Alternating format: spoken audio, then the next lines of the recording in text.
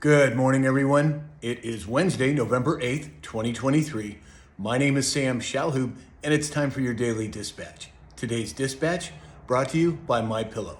Go to mypillow.com, enter in the discount code SAM, and get up to 80% off of all of your purchases. Now, to the news. According to Gold Telegraph, China added to its gold holdings for the 12th straight month in October. The central bank added about 23 tons of gold. We're seeing this all around the world. Large, countries are repatriating their gold. They're buying more gold. What does that tell you? Something's up. According to Disclosed TV, the U.S. and its NATO allies served notice Tuesday that they will formally suspend their participation in a 1990 treaty limiting conventional forces in Europe. And then this came right after Russia and Putin formally withdrew from the landmark pact late on Tuesday. A lot of saber rustling and a lot of warning signs coming out. Does this mean we're going into World War III? Well, I hope not, but something not to take too lightly. And then according to ABC News, quote, nobody's hands are clean concerning Obama and some Democrats as they break away from Biden and his support for Israel. They're starting to eat their own. The Democrats, the nefarious people in the government, I shouldn't limit that just to Democrats.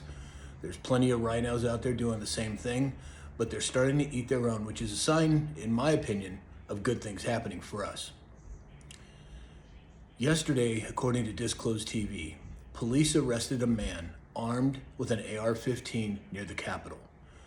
Now, we've talked many times about certain information coming out in the public realm, and then suddenly there's a shooting or some sort of cyber attack, or, well, this could be another one of those.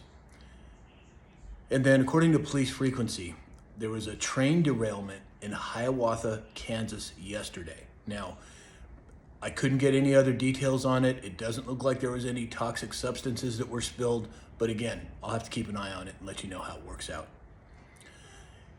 According to Dave, Praying Medic, as well as Disclosed TV, Optus, which is Australia's second largest telecom company, has suffered an ongoing nationwide outage, leaving millions without phone services or internet, and some trains in Melbourne have ground to a halt. Interesting timing. Australia has always been on the edge anyway, in my opinion. Their population has been disarmed.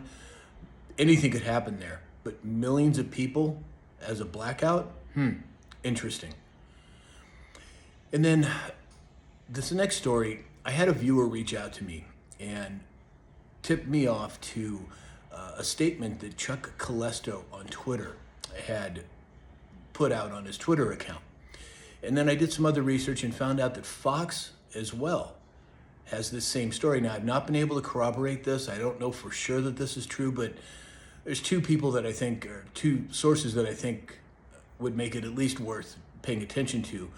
But apparently the DoD, the Department of Defense, sent out a warning yesterday, and it said that there are targets for terrorism in all possible cities and sites of production and headquarters of the largest transnational weapons companies here in America.